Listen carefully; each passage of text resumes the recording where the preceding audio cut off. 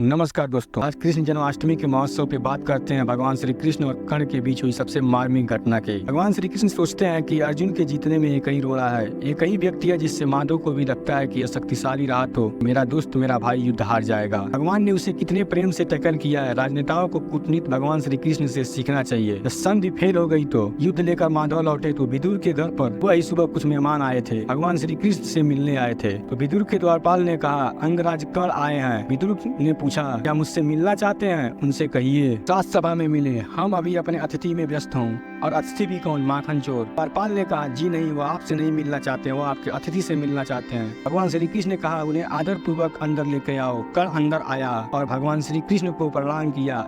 युद्ध में दुर्योधन की पराजय हुई हो चाहे कुछ भी हुआ हो, महाभारत में जिन चरित्र से मैं अंदर से फिरा हूँ उनमें से एक चरित्र कर्ण का भी है। क्या अद्भुत योद्धा है। भगवान श्री कृष्ण मुस्कुराए। कर्ण के चेहरे पर दुखी और पश्चाताप का भाव था। कर्ण ने हाथ जोड़कर कहा, माधव, मैं कल राज्यसभा में हुई आपके साथ बदतमीजी के लिए अपने मित्र दुर्योधन की ओर से क्षमा मांगने आया हूँ।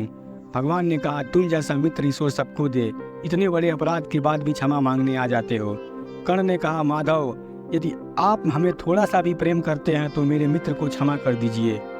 उसने गलती करी है, उसने दूध के साथ ऐसा व्यवहार नहीं करना चाहिए था और आप जैसे दूध के साथ तो सोचना भी नहीं चाहिए। भगवान श्री कृष्ण ने कहा, मैं उसे माफ कर दूंगा, लेकिन एक शर्त है। अंगराज ने बोला, मैं इस क्षण अंगराज दे देता हूँ, मेरा शरीर ले लीजिए, मेरे मित्र को माफ कर दीजिए। कृष्ण ने कहा, शरीर देने की इतनी उतावली में मत आओ अंगराज, समय तय हो चुका है, सबको देना है, तुमको भी देना पड़ेगा।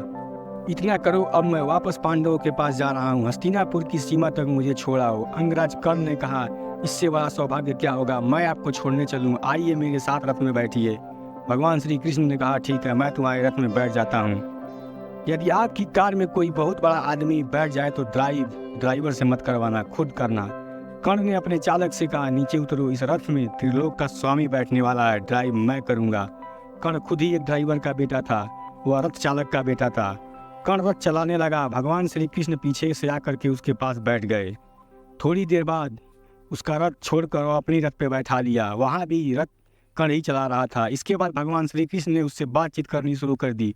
देखिए कितनी बड़ी कूटनीतिज्ञ है यह कन्हैया, देखने में कितने भोले हैं, परम चालू। का मनोबल तोड़ने के लिए पहली बार कर्ण को यह पता उन्होंने बताया। हरि बड़े प्रेम से कर धर कर ले चढ़े उसे अपने रथ पर, चला परस्पर बात चली समदम की टेढ़ी, घाट चली शीतल हो हरि ने कहा, आए अब शेष नहीं कोई उपाय। कर अब कुछ नहीं बचा, वो विकास हमें धर धरना है, अब तू हमें धनुष उठाना पड़ेगा, क्षत्रिय समूह को मारना पड़ेगा, किंतु कुछ कहा नहीं, विष बाण तक सहा नहीं, दुर्योधन मतवाला है, कुछ न समझने वाला है, चाहिए उसे रण केवल, सारी धरती का मरण केवल। यह जो अहंकार है, मैं कुछ नहीं दूंगा। क्या बोला दुर्योधन 5 गांव मांगने पर? कुछ गौ नर्मदा स्वामी वन युद्धे न केशव। हे केशव, तुम 5 गांव मांगते हो, मैं सुई के नोक के बराबर भी जमीन नहीं दूंगा। हे वीर, तुम बोलो क्या वस्तु 5 ग्राम थी भारी? कर से पूछ रहे हैं। अब पासा फेंका। पहले तो माहौल बनाया कि तुम सब मरोगे बेटा, तुम भी मरोगे, तुम्हारे मित्र भी मरेंगे, एक ही तरीका है बचने का, सब राह बंद है मेरे जाने के बाद यदि तू ना माने। भगवान श्री कृष्ण कहते हैं कि दुर्योधन तब तक युद्ध नहीं छोड़ेगा जब तक तुम उसके साथ हो। तुम उसका साथ छोड़ दोगे तो वह युद्ध को छोड़ देगा। एक बात बताऊं कर, तुझे बहुत ही कराल घटना इस खानदान में हो चुकी है, तुझे पता नहीं है। तू कुंती कुख का प्रथम लाल, तू ही कुंती का पहला बेटा है। यह पहली बार कर्ण को भगवान श्री कृष्ण ने बताया। कर्ण को बता रहे हैं कि तुम कुंती का बेटा है। सूत अनादर साता है, कौरव के दल में रहता है, किस्मत के फेर में पाकर के प्रेम सदा बना दुश्मन के घर, निज बंद मानता है, कहता है शत्रु सहोदर को,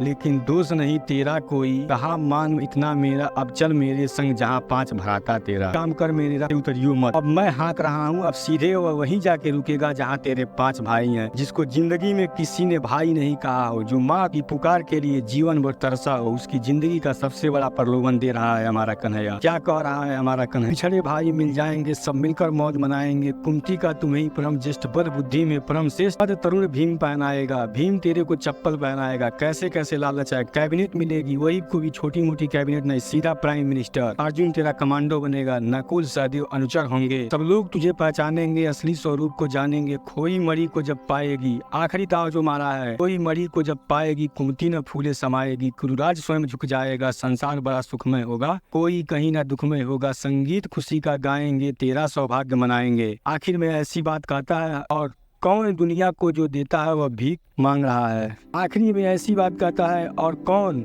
जो दुनिया को देता है वह भीख मांग रहा है। मेरे कन्हैया को पृथ्वी की आग को टालने के लिए भीख मांगनी पड़ी।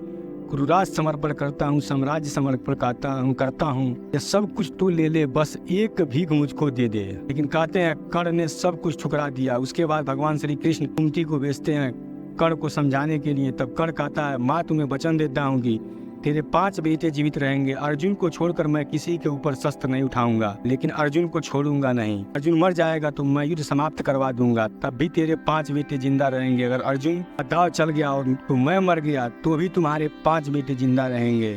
इस तरह से कहकर के अपनी माँ को समझाता है।